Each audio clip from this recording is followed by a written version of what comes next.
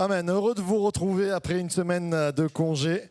On était bien en congé, on est mieux ensemble. C'est vrai, c'est vrai. Tellement heureux de vous voir, de vivre ces temps de bénédiction. Peut-être que c'est les premières fois que vous rentrez dans une église ou ça fait bien longtemps que vous n'êtes plus rentré dans une église. Et ce matin, vous sentez quelque chose, vous avez entendu des paroles. Oui, Dieu parle, Dieu communique ses pensées et surtout qu'il nous aime. Amen. Ce matin, je voulais commencer, on est sur la thématique de la famille, une famille normalement constituée, ça se crée par de l'amour. C'est fondé par l'amour. Bien sûr, il y a toujours des contre-exemples, il y a des mariages arrangés, il y a des choses comme ça, mais à la base, même bibliquement parlant, c'est l'homme quittera son père et sa mère et s'attachera, il y a un attachement.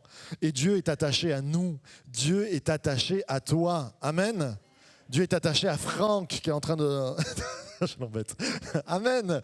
Dieu est attaché à ta personne, à ton cœur. Ce matin, n'en doute pas. Qui que tu sois, d'où que tu viennes, c'est quoi tes problèmes. On parlait avec une amie et ce matin, peut-être qu'on va aborder des sujets qui vont picoter un peu. On va parler d'éthique, on va parler des choses qui aujourd'hui, on n'a peut-être même plus le droit d'en parler. Alors on fera attention, je ne sais même pas si on enregistrera. Mais ce matin, qui que tu sois, c'est quoi tes problèmes, c'est quoi ton arrière-plan. Dieu t'aime et l'Église se doit de t'aimer. Ça, c'est important.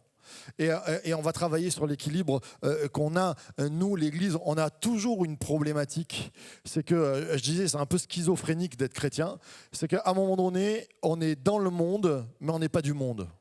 Cette phrase, c'est Jésus qui vient voir ses apôtres avant de partir et il dit « Je prie pour vous parce que vous êtes dans le monde, mais vous n'êtes pas du monde ».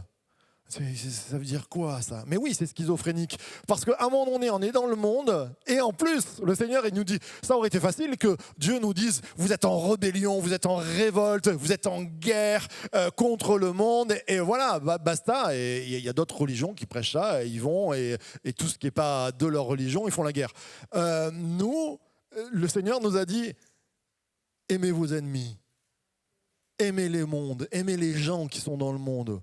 Waouh! Ce matin, on est ensemble et il y a une problématique de ne pas être du monde, d'aimer le monde et d'être séparé en même temps des pensées du monde. Et ça, il n'y a qu'un miracle que Dieu peut faire dans nos vies, c'est le fruit de l'esprit. Nous croyons que Dieu agit. C'est quoi le fruit de l'esprit? Il faut toujours expliquer. Hein. Nous, entre chrétiens, on peut se dire « Alléluia, on est sanctifié par le sang de l'agneau et le Saint-Esprit est sur nous. » Et ça veut dire quoi? Qu'est-ce que ça veut dire? Ça veut dire que Dieu, il ne m'accompagne pas physiquement, mais à l'intérieur de moi par son Saint-Esprit, tous les jours au quotidien, et il me donne de porter du fruit. Qu'est-ce que c'est de porter du fruit? C'est là où je ne suis pas capable de pouvoir avoir les bonnes réponses, d'aimer comme il faut. Lui, il me donne de porter ce bon fruit. C'est du divin dans de l'humain. Il n'y a que comme ça qu'on pourra aimer nos concitoyens tout en étant séparés des choses qu'ils font et qui sont péchés. Péché, oh, qu'est-ce que ça veut dire? On a oublié, aïe, aïe, aïe, c'est quoi ce gros mot? Péché, ça veut dire rater la vie que Dieu veut te donner. Le sens de la vie, réussir, c'est tout ce qui va faire que ça pollue ta vie, ça pollue ta pensée et à un moment donné, tu vas passer à côté d'une vie épanouie. Ce que Dieu veut, c'est que les vies soient épanouies. On pourrait s'appeler source d'épanouissement. Mais c'est ça, source de vie, ça devrait être source d'épanouissement. Quand on devient chrétien, on devrait être épanoui. Et les gens devraient être avec nous en se disant « Waouh, on a envie d'être épanouis comme ils sont ». Alors peut-être que ce matin, je n'ai pas envie de culpabiliser les gens qui ne sont pas épanouis, mais j'ai la solution à votre non-épanouissement. Tournez-vous vers Jésus. Le Saint-Esprit va agir dans vos cœurs pour que vous soyez épanouis. Et il a promis, c'est une promesse. Alors aujourd'hui, des fois on dit oui, mais c'est pas si simple. Oui, mais c'est à force de dire c'est pas si simple, c'est pas si facile, c'est pas comme ça, c'est pas comme ça. Ben on a fait de Dieu un psychologue. Ok, Dieu est le plus grand des psychologues, mais il est aussi ton créateur. Il te connaît parfaitement et il peut faire ce miracle que tu portes du fruit, que dans le désert refleurisse. Je ne sais pas où tu en es en tant que croyant, Mais des fois, on passe par des déserts. Le Seigneur veut faire refleurir. Peut-être que tu n'es pas croyant, que tu viens pour les premières fois. Dieu veut donner du fruit dans ta vie.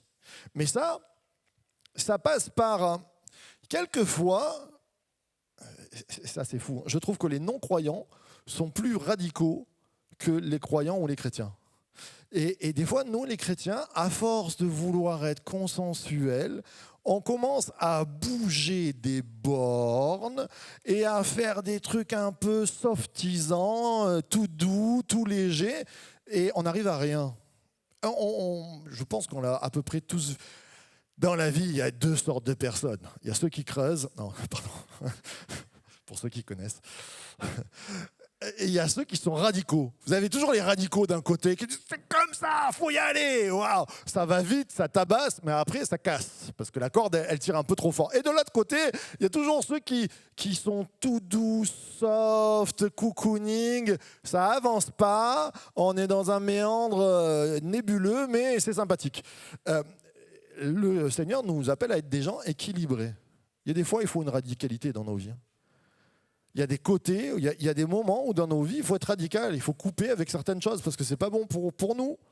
Et ça sera toujours le message de l'Église. Le Seigneur, quand il te dit coupe, il faut couper. Et des fois, ça tiraille dans nos vies. On est tous les mêmes. On n'est pas des robots. On n'est pas en plastique ni en métal.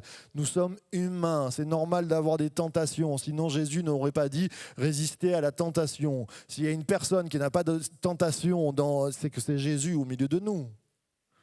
Mais même Jésus fut tenté. Toute chose. C'est normal d'être tenté. C'est même pas un péché, la tentation. C'est de ne pas y résister. Et le Seigneur veut te dire, mais tu peux résister à la tentation. Parce que son esprit, ce matin, il veut être en toi. C'est ça le message de l'Église. C'est que là où, des fois, il faudrait des années de thérapie pour des addictions, eh bien, le Seigneur veut dire, mais moi, je veux juste t'accompagner et te donner la force de résister à ces addictions.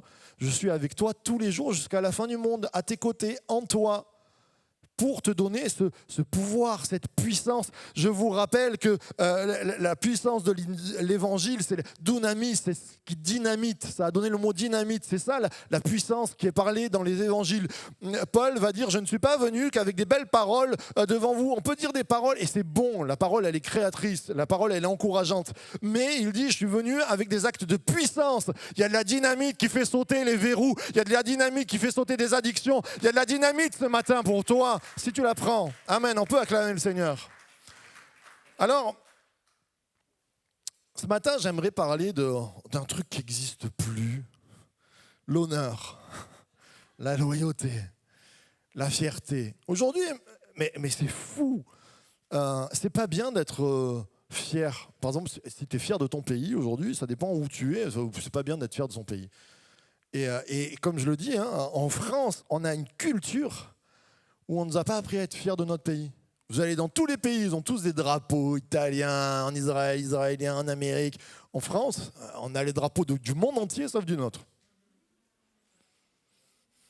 Mais vous savez, quand le Seigneur a dit « Gardez-vous de l'esprit du monde », on a toujours cru que l'esprit du monde, c'était les crêtes sur la tête, les piercings, les mini-jupes. Non, l'esprit du monde, c'est qu'en France, on n'est pas fiers de notre pays, on ne sera pas fiers de notre Église. Mais ça marche, c'est de l'éducation. Qui nous a éduqués? La France. Et c'est bien, il y a des super choses en France, mais on a aussi des petites problématiques. Pas être fier de son pays, c'est dommage. Alors, certains vont me dire, oui, mais la fierté du pays, ça a donné des nationalistes qui font la guerre et tout ça. Non, mais on n'est pas obligé de tomber dans l'extrême à refuser tout ce qui n'est pas blond aux yeux bleus comme moi.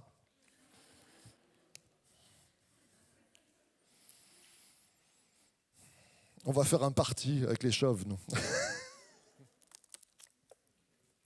Chauve qui peut.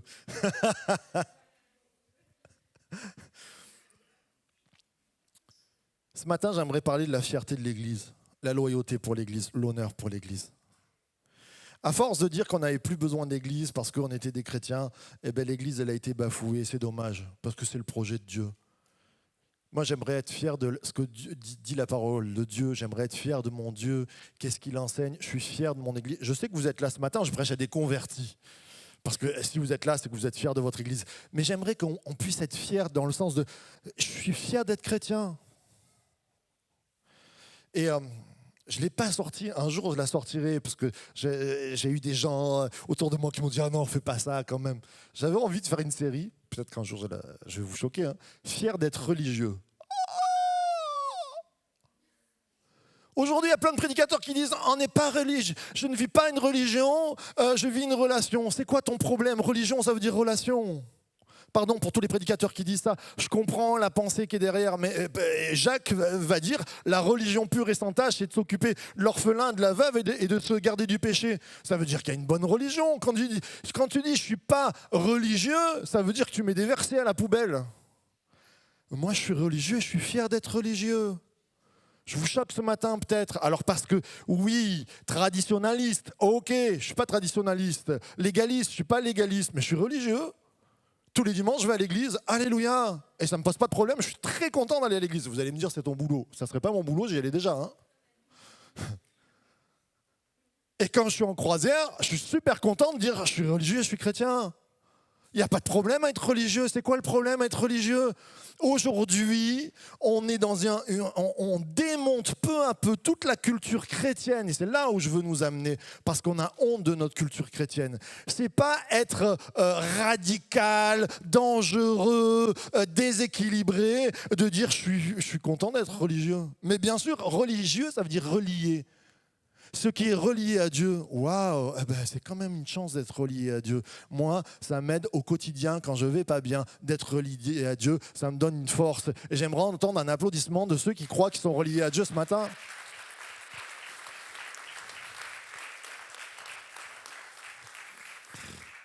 Je vais finir par la sortir, cette série. Hein.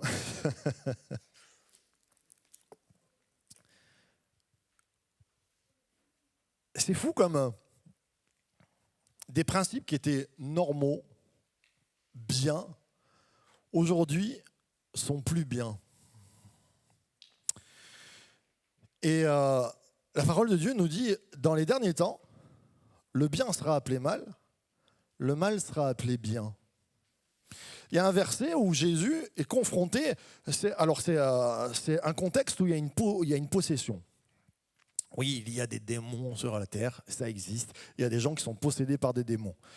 Waouh, ça fait peur. Il y en a, ils n'osent même pas en parler. Oui, ça existe. Il y a des entités spirituelles négatives qui prennent la vie des gens parce que quand tu fais, d'ailleurs, les jeunes, des fois, pour le fun, et si on faisait tourner les tables, ça, faites jamais ça. Juste, on n'en parle jamais dans les églises, mais il faut en parler. Les jeunes, le spiritisme, l'astrologie, tout ça, c'est des portes. Des portes ouvertes, même j'allais dire, excusez-moi, pardon, on pousse les limites. Ce matin, ça va être, je vais me faire lapider à la sortie, mais c'est pas grave. Les rebouteux. Tu sais, des gars qui ont un pouvoir pour te guérir, mais tu sais pas d'où vient le pouvoir. Mais dis-toi que les pouvoirs, il n'y en a pas 36. Hein. Il y a Dieu qui donne des dons de guérison, alléluia. Alors peut-être que... Ou le côté adverse. Et toutes ces choses-là sont des portes ouvertes. Des fois, tu as des gens, après, ils me disent « Ah, je dors plus, j'entends les... » Ben ouais, tu t'es allé où? Et là, Jésus, il est confronté à une personne, carrément, le démon est rentré en lui. Et alors, il va prier pour lui. Et bien sûr, les démons lui sont soumis. Amen. Les démons sont soumis à l'Église. Il y a la puissance de Dieu, c'est la force. Mais les gens qui sont autour de lui vont dire oh, « C'est par Belzébul, c'est par Satan qui chasse les démons. » Jésus va dire « Mais vous comprenez rien ?»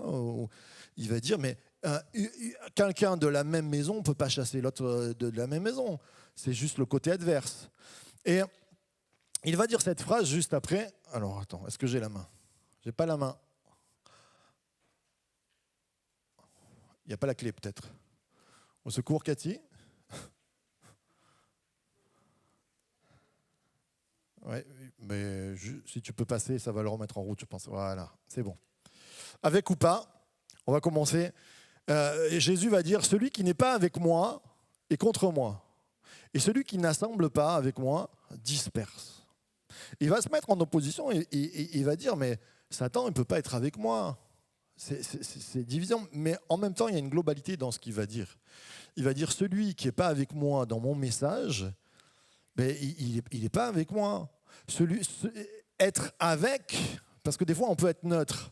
Il n'y a pas de Suisse avec Jésus. Pardon pour les Suisses, on aime les Suisses. Mais celui qui n'est pas avec moi est contre moi. C'est choquant ça. Aujourd'hui, on est dans une société où on est avec personne.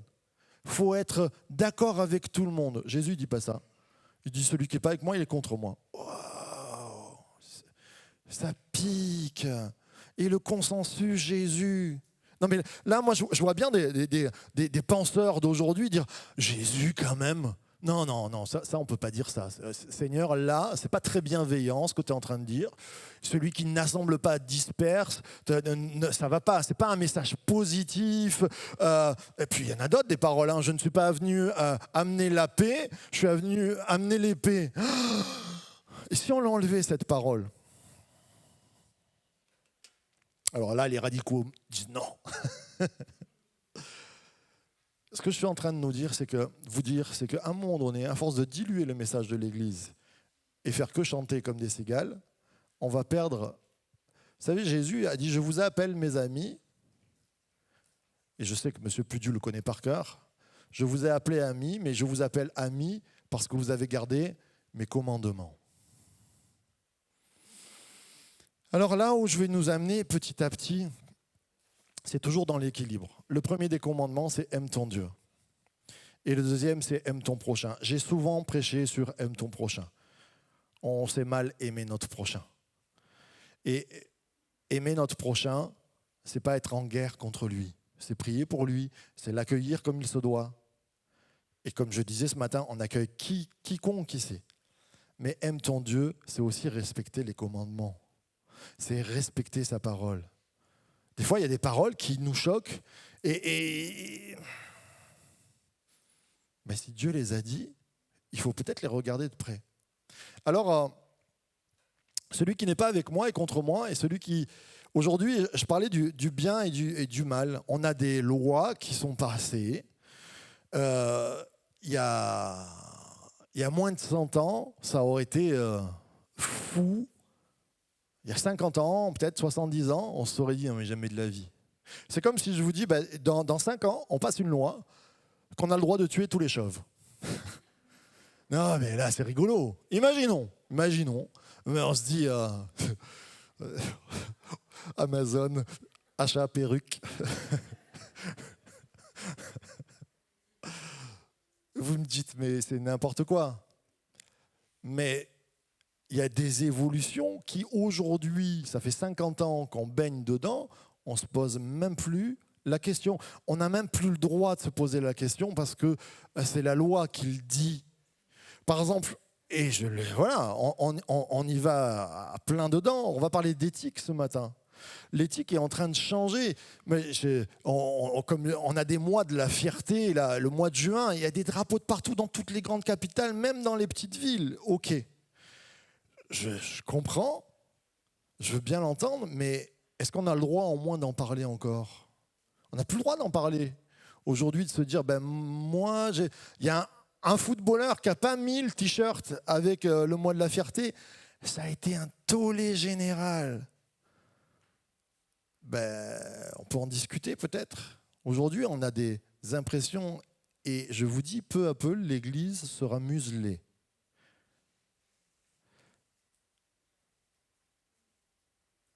Aimer, c'est aussi dire il y a un problème. Tu aimes ton prochain, il y a des choses que Dieu a fait une création, il nous a aimés et il a fait un ordre créationnel, multipliez-vous. Et quand on sort de ce ordre créationnel, c'est ça péché. Tu ne vas pas dans la direction, on a le droit de ne pas aller dans la direction que Dieu veut. Et on aimera toujours les gens qui ne vont pas dans la direction que Dieu veut. Mais alléluia, amen, on les aime, bien sûr. Et on les accueillera, comme je dis toujours. Mais on peut encore dire, ce n'est pas la volonté de Dieu.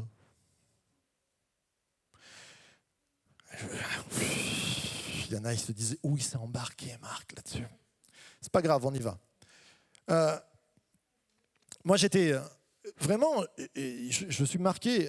Les États-Unis ont commencé avec le mois de la fierté, avec des nouveaux drapeaux qui sortent. Waouh, c'est génial. En plus, c'est notre code. Hein. Malgré tout, l'arc-en-ciel, ça vient de la Bible.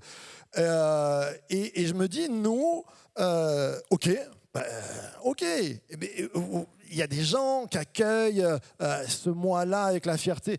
Mais moi, j'aimerais qu'on puisse être le mois de la fierté, enfin, fier de notre Église, fier d'être chrétien, fier d'avoir des projets. Est-ce que l'Église ne doit pas se lever à un moment donné pour dire, on n'est pas contre, c'est là où je dis, mais on doit faire passer un vrai message où on a un message de vie qui tient encore la route et dont nos concitoyens ont besoin et largement besoin. Et on n'est pas appelé juste à faire des spectacles, à chanter. On est appelé à bénir les autres, on est appelé à être rempli d'amour. Et il y a un moment où est-ce qu'on est fier d'être chrétien? Je vous le dis. Ou est-ce qu'on a peur d'être chrétien? Est-ce qu'on est fier du message qui est en nous ou est-ce qu'on a peur? Et ça, c'est une grande question. Je me suis posé. On a toutes les. On va parler d'éthique ce matin. Éthique, la morale. Ok, ce qui est moral, ce qui est. L'éthique biologique, aujourd'hui, c'est tout à fait normal qu'on puisse travailler, vous l'entendez plein de fois, sur des embryons, par exemple. Ah ben on travaille, voilà, grâce à ça, on a travaillé sur des embryons. C'est quoi un embryon? C'est un spermatozoïde avec une ovule. Et un spermatozoïde tout seul, ça donne rien. Une ovule tout seul, ça donne rien. La rencontre des deux, ça donne pas un géranium. Mais ouais, ça donne quoi? Ça donne un être humain. Et si on disait à un moment donné, et si on faisait passer une loi que les gens dans le coma, on pourrait travailler sur eux tranquillement et piquer et voir scientifiquement, peut-être ça, il y en a qui me regardent comme ça, mais ou à passer 80 ans, ben on a le droit de travailler sur les gens. Non, non, non, non, non. Mais aujourd'hui c'est choquant si je vous dis ça, mais moi ça me choque tout autant de travailler sur des embryons. Et ça ne nous choque plus. L'Église, on n'a plus le droit de parler de ces choses-là. Un embryon, c'est un être humain. Le Seigneur a dit dans la Bible, dès le ventre de ta mère, je te connaissais. Il y a des non-sens. Ah, ça a fait avancer la science. À quel prix? Pour moi, ce n'est pas mon prix. Attention, je ne vais pas me mettre à haïr les médecins, à leur tirer des tomates dessus ou quoi que ce soit. On est d'accord. On prie pour eux, mais on peut dire, on peut faire peut-être une médecine autrement. Est-ce qu'on ne peut pas faire autrement? Est-ce qu'on ne peut pas réfléchir? Est-ce qu'il n'y a pas des médecins avec une éthique chrétienne qui peuvent travailler autrement? Je vous parle par rapport à... Allez, pavé dans la mare. Ce matin, on y est. Hein. Ça touche des personnes, peut-être au milieu de nous. Je veux vous dire, on vous aime avec l'amour du Seigneur passionnément. Quand on parle d'avortement aujourd'hui, on n'a plus le droit d'en parler, par exemple. Moi, j'aime bien aux États-Unis, il y a des mouvements qui s'appellent pro-vie. Eh bien, je ne vais pas dire que je suis contre l'avortement, je vais dire que je suis pour la vie. On est pro-vie. J'aimerais qu'il y ait des églises en France qui puissent dire, tu tombes enceinte, il y a peut-être on veut être là pour t'aider. Parce qu'il y a peut-être une autre solution que d'arrêter la vie. Il y a peut-être une solution où on peut t'accompagner. Et parce que malgré tout, ça fait des drames psychologiques. Alors ça, on ne veut pas l'entendre, tout ça. Mais malgré tout, ça le fait. Et est-ce que l'Église, elle peut juste dire aujourd'hui, on est fiers de la vie que Dieu fait entre les êtres humains et des fois, il y a des accidents de parcours et des choses comme ça. Mais on veut être là aussi pour t'accompagner. Il y a d'autres solutions. Et l'Église Source de Vie, elle se lèvera. On a l'ASF, par exemple, qui est là, Amitié sans frontières, pour aider les gens. S'il y avait des problèmes, on a Zoé, toutes ces choses-là. Il faut qu'on se lève sur des problèmes comme ça. Donner, l'Église, elle doit être fière de son message de vie et elle doit donner une opportunité de lumière dans ce monde. On ne part pas en guerre contre les gens, c'est là le déséquilibre. Je parlais des couples. Aujourd'hui, pendant une époque...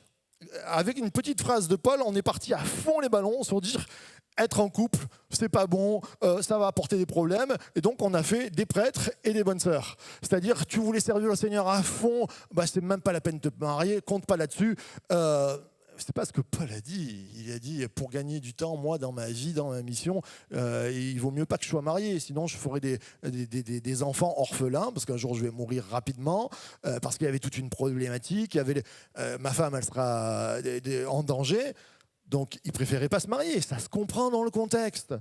tu fais une loi radicale, allez, plus personne ne se marie. Aujourd'hui, on a de l'autre côté, et là je parle vraiment pour des croyants, mais au de dire, bah, marie-toi avec qui tu veux. D'ailleurs, se marier avec un chrétien ou pas, hein, c'est pareil. Ben non, c'est faux. Pour moi, c'est totalement faux, c'est une erreur de dire ça. Alors, comme on a des contre-exemples, on manque toujours d'équilibre. Oui, il y a des couples chrétiens, ça n'a pas marché. Ben oui, il y a des contre-exemples. Il y a des couples chrétiens, ça marche très bien. Et il y a besoin de pouvoir dire aussi un message, être croyant, c'est avoir un couple qui peut se pardonner, apprendre à s'aimer, et évoluer. Je parle de croyants qui sont remplis du Saint-Esprit. Hein. On est d'accord. Je ne parle pas de croyants qui viennent que le dimanche avec une étiquette qui dit « je suis chrétien ».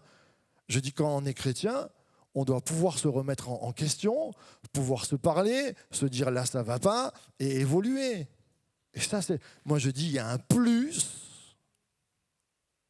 Alors aujourd'hui, on n'a plus le droit de dire je suis contre ce mariage. Non, il y a un plus à se marier avec un chrétien ou avec une chrétienne. Si tu veux pas le plus, prends pas le plus. Mais si tu veux le plus, moi je te conseille ça. Il y a un côté où j'aimerais qu'on puisse dire on a des valeurs qui sont extraordinaires pour la vie, pour le couple, pour les familles, pour la sexualité. Aujourd'hui, tout est sexualité et plus personne ne trouve sa place. Dieu a mis une bonne sexualité entre l'homme et la femme dans un cadre et ça peut se passer très bien et il peut y avoir un épanouissement extraordinaire. Mais Dieu le veut. L'argent, je passe vite, même sur les relations, aujourd'hui je parlais de loyauté. On a des partis politiques aujourd'hui, je te suivrai, je traverserai les océans pour toi, et puis le lendemain, le gars il est parti avec un autre parti politique. Waouh! C'est notre société ça. Alors vous allez me dire ça s'est toujours fait. Moi je trouve que ça se multiplie. On zappe. On zappe pas dans l'amitié, hein. On confronte. On va dire, là, moi, je pense que peut-être, ça ne me va pas ce que tu es en train de faire, quoi. C'est ça l'Église, les relations. Il y a une éthique dont l'Église doit être fière. On a des valeurs en nous, on a des valeurs de vie, on a des valeurs d'honneur, on a des valeurs de loyauté. Et ça, ces choses-là, elles doivent donner envie aux autres. Moi, je crois que l'Église qui marche bien, elle doit donner envie parce qu'on a des couples qui tiennent, parce qu'on a des relations qui tiennent, parce qu'on a financièrement, on n'est ni en banqueroute, ni en train de dépenser comme des dingues. On a une éthique. Je ne dis pas, vous savez, vous me connaissez, que trop bien. Je ne suis pas l'archétype de l'homme religieux avec une auréole sur la tête. Oh. Vous savez, quand on voyait les tableaux des protestants au XVIe siècle, tu te dis, j'ai pas envie d'y aller. C'est vrai, hein. Quand vous voyez Luther, tu te dis, waouh, il porte sa croix, là, le monsieur. Non, tu peux avoir le sourire, tu peux être bien, tu peux être épanoui. Moi, je dis, on doit être les gens les plus épanouis du monde, les frères et sœurs. On doit donner ce plus. Et c'est là où je veux vous amener. Je ne suis pas contre, je suis pas contre les homosexuels. J'ai des connaissances, des relations avec des gens, on s'écrit, on se téléphone. Mais bien sûr, on peut proposer aussi de dire il y a une voie avec Dieu qui peut être bénissante pour toi. Réfléchis-y. Est-ce que tu veux bien parler? Ça ne veut pas dire on va se mettre contre toutes les personnes, parce que nous, les chrétiens, il y a des choses qui nous font peur. Par exemple, l'homosexualité. On a fait un séminaire ici sur l'homosexualité. C'était très, très bien.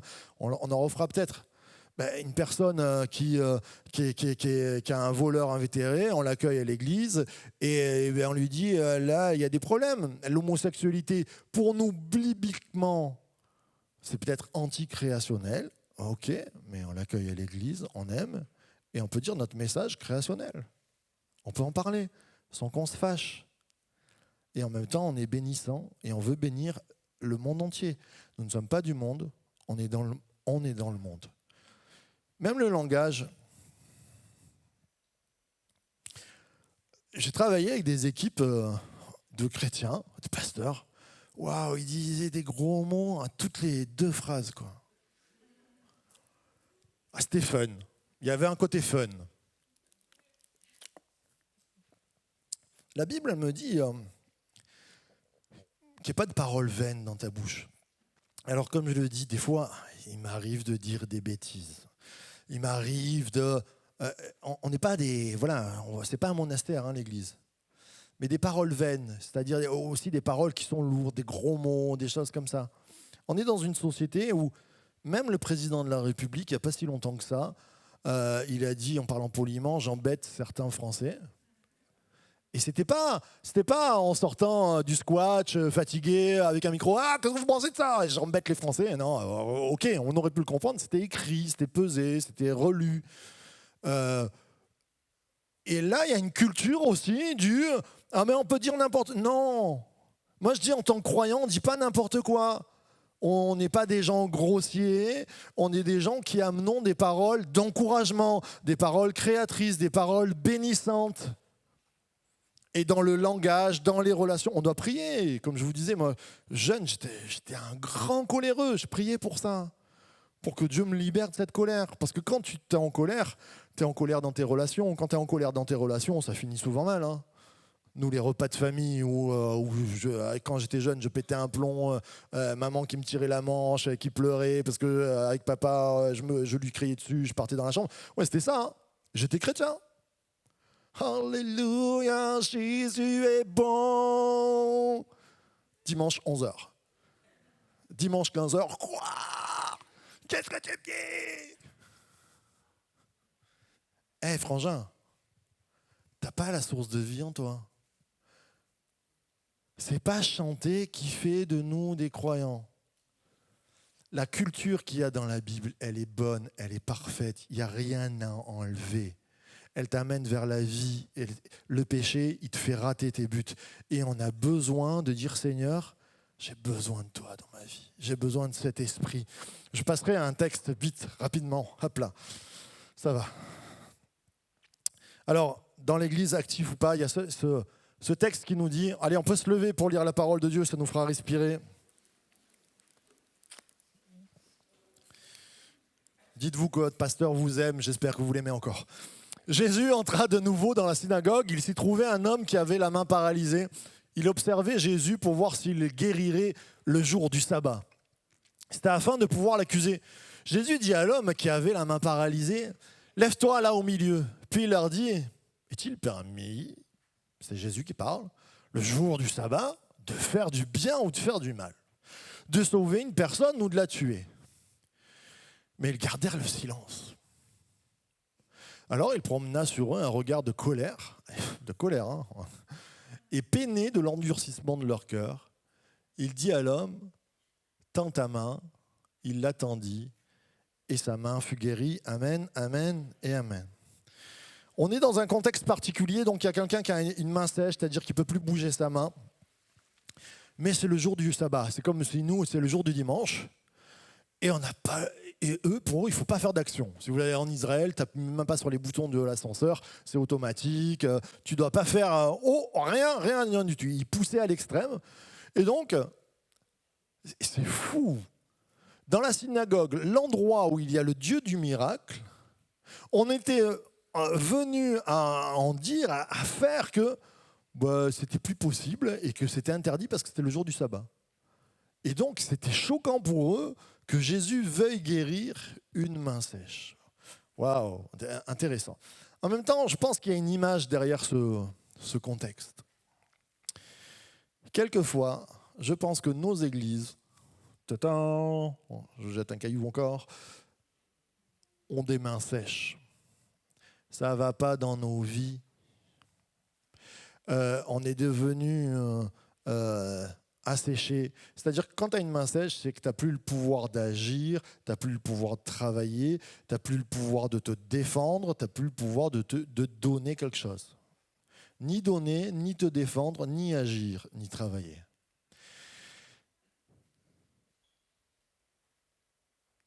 Et ça serait bon de réfléchir par rapport à ce texte. Dans nos églises, qu'est-ce qui a fait, peut-être, qu'on ait des mains sèches ou que carrément l'Église a la main sèche. Quand on regarde quand Jésus est en train de parler avec les pharisiens, tout ça, ce sont des gens qui connaissent l'Église, qui sont, certains diraient entre guillemets religieux, moi je dirais liturgiques. Ils ont une liturgie. Ils accomplissent. Ça fait 1000 ans qu'on fait comme ça fait 1000 ans qu'il ne s'est rien passé. On continue, on est comme ça. Je ne sais plus qui dit la folie, c'est de croire qu'en faisant toujours les mêmes choses, il va arriver quelque chose de différent. Non, ça ne passera pas. Et Jésus, il va prier pour cet homme-là, il va être guéri. Qu'est-ce qui a fait que et je parle de la fierté de l'Église et de la famille, qu'est-ce qui a fait, je pense, quelquefois, que dans l'Église, on devient avec la main sèche, c'est qu'on a des mauvaises expériences. Comme je disais, il y a des contre-exemples dans la vie. Comme il y a eu un divorce, je ne veux plus me marier. Comme il y a eu des pasteurs qui ont fait n'importe quoi, je ne veux plus croire dans les paroles des pasteurs. Comme il y a eu peut-être des abus financiers, je ne veux plus donner ma dîme. Plein de choses comme ça. Et même, je pousserai, tout à l'heure, je parlais de l'éthique. Comme dans le monde, on pense comme ça, et que dans l'Église, ce que je comprends au travers de la Bible, ça m'appelle, je donne plus, je me sépare, je ne suis pas à fond avec. Quand on n'est pas à fond avec, on tombe dans une liturgie, c'est-à-dire qu'on va faire notre propre religion. Ces hommes-là avaient fait leur propre religion, ce n'était pas la vraie religion. Ils se sont fait leur propre religion. Et il y a beaucoup de croyants qui se font leur propre religion. Que je rencontre, qui me disent moi, par exemple, j'ai ma petite émission, je suis tranquille avec ma petite émission du dimanche matin, je regarde MLK, très bien, on bénit, c'est mes amis, tout ça, mais voilà, je suis bien, je ne vais pas aller voir, ok. Dès que j'ai un problème dans l'église, hop, ça pince un peu, là, non, là, je me sépare. Et puis, tu sais, j'ai assez donné dans ma vie. Combien de fois je l'ai entendu, j'ai assez donné. Moi, je vois bien Jésus à la croix. Tu sais, on lui plante un clou et tu dis hop, j'ai assez donné là, les fouets, un clou, on arrête là, s'il vous plaît, juste un clou. T'imagines ? On serait un tiers sauvé, je sais pas, tu vois. On s'imagine pas ça. Jésus est allé jusqu'au bout. Et nous, quelquefois, il y a plein de choses qui, dans nos têtes, on a été déçus. Et là, comme je le dis assez souvent, je le dis avec mon cœur, je demande pardon pour toutes les églises qui vous ont fait souffrir, pour tous les pasteurs qui vous ont fait souffrir, pour moi si je vous ai fait souffrir. On n'est que des humains, et ça, on sera toujours imparfait, mais l'église, elle est belle, et je veux en être fier. Et quand tu commences à t'inventer une sorte de système religieux dans ta tête liturgique pour ne plus donner, pour moins donner, pour donner des excuses à ta conscience que la foi, c'est comme ça, ta main, elle devient sèche. Et quand on a une main sèche, dans nos vies, ça ne va plus. Mes frères et mes sœurs, et je demandais à Franck de vouloir bien revenir, s'il te plaît, je pense qu'il y a des choses qui ne vont plus dans nos vies, et même dans notre pays, dans nos vies personnelles, dans nos églises. Parce qu'on n'est plus content, parce qu'on ne donne plus à 100% pour notre Église. Parce que, oui, il y a eu des contre-exemples, mais ça ne veut pas dire que ces contre-exemples, ils perdurent. Et c'est bon de se dire, Seigneur, je veux être guéri de ça ce matin. D'une main sèche spirituelle. J'espère que vous me comprenez bien, mes frères et sœurs. Il y a un épanouissement à être heureux dans l'Église. Il y a un épanouissement à être heureux et fier et dans l'honneur avec l'Église locale qui porte. Je ne sais pas d'où vous êtes. Vous avez sûrement une Église locale. Je ne dis pas notre Église locale, c'est le top. Je dis et une Église locale. Sois heureux dans ton Église locale. Travaille avec eux. Actionne ta foi. Moi, je suis heureux de dire Zoé, c'est la main tendue de l'Église. On a une main qui est bien musclée, moi, je trouve. Et on veut les deux mains, et on veut les deux pieds. Zoé, c'est une action sociale qu'on fait. On a, pour ceux qui ne sont pas là, on a un café solidaire, on a une épicerie solidaire, on a un dressing solidaire, on a des chalets solidaires.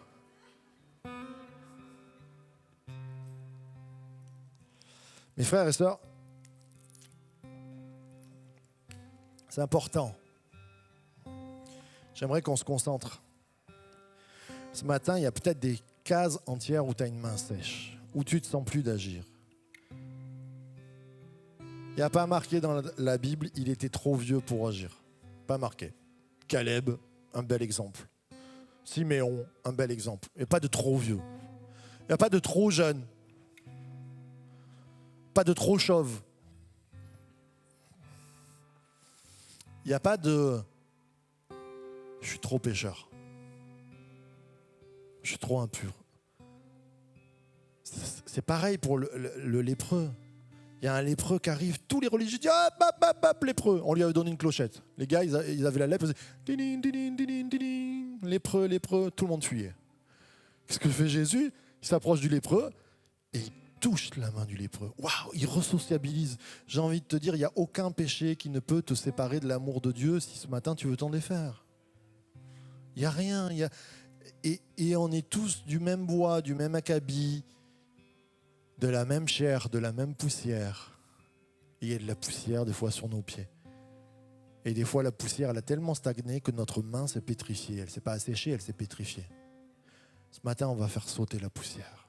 Ce matin on va enlever la pierre. Ce matin il est important qu'on puisse se dire Seigneur, je veux redevenir ce que toi tu dis dans ta parole. Je prends un dernier exemple sur l'éthique qui est peut-être... Des fois, aujourd'hui, on n'ose plus, mais franchement, je vous le dis même en tant que prédicateur, parler de la dîme.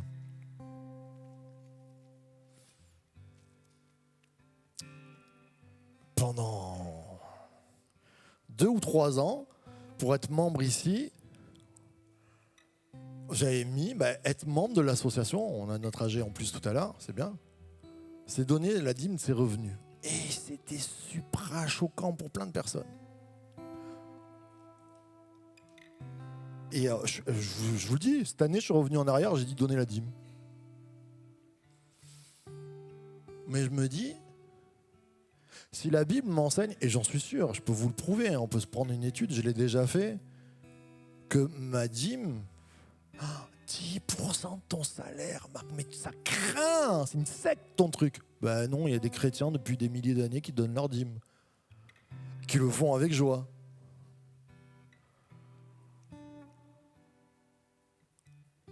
Je peux m'inventer une religion, une liturgie en disant mais non, Dieu est grand, je passe à côté. Mais Dieu va pas te foudroyer d'un éclair. C'est toi qui vas t'assécher. Simplement ça. Tu vas t'assécher dans ta vie et il va y avoir des mains sèches dans ta vie. Ouais, la vie spirituelle, ça demande des efforts. Oui, le changement, même Jésus va dire mourir à soi-même. Des fois, on n'a pas envie de mourir à soi-même. Il y a plein de choses, il n'y a pas que la dîme dans la vie. Mais quand il y a des principes bibliques qui nous posent des problèmes, je dis bien bibliques, peut-être que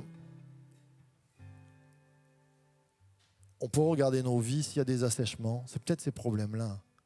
C'est peut-être dans nos cœurs où on veut à moitié de Jésus, mais on ne veut pas pleinement de Jésus. On veut le Jésus qui guérit, mais on ne veut pas le Jésus crucifié. On veut, vous savez, l'apôtre Pierre, tant que Jésus était fort, quand il était à la croix, il n'y avait plus personne. Et des fois, il y a des croix dans nos vies où ça ne nous plaît plus, où c'est plus avec le discours du monde. Et qu'est-ce qu'on va faire? On va dire, là Jésus je prends, là je ne prends plus. Il va y avoir des assèchements. On ne va pas prendre la foudre. C'est juste notre vie. C'est comme si on coupait des canaux. Tu sais, des fois, en parlant d'assèchement, pour vous donner une image, quand tu creuses la terre, des fois, tu casses une racine d'un arbre. Qu'est-ce qui se passe? Des fois, c'est une grosse racine, tu vois une branche qui meurt. Des fois, on a cassé parce qu'on n'a plus confiance, parce qu'on s'est inventé une liturgie, parce qu'on était égoïste, parce qu'on était radin, parce qu'on était méchant, parce qu'on était coléreux. On s'est réinventé une liturgie et on a des branches qui sont mortes. Mes frères et sœurs, c'est important ce que je dis. La bénédiction, elle est dans la fierté, l'honneur de ce que Dieu dit dans sa parole. Alors tous ces sujets, on peut en parler, on en parle souvent. Mais réfléchissons. Ce matin, j'aimerais qu'on puisse se lever.